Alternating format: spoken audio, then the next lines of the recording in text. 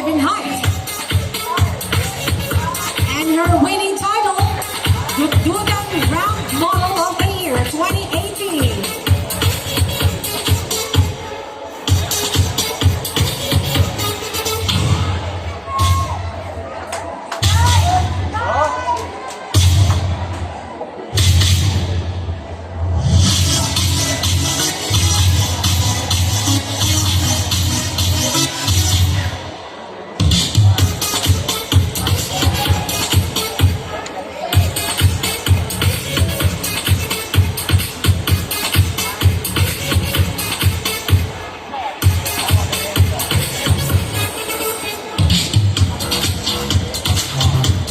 There you have it, big number 3, Jessa Garcia.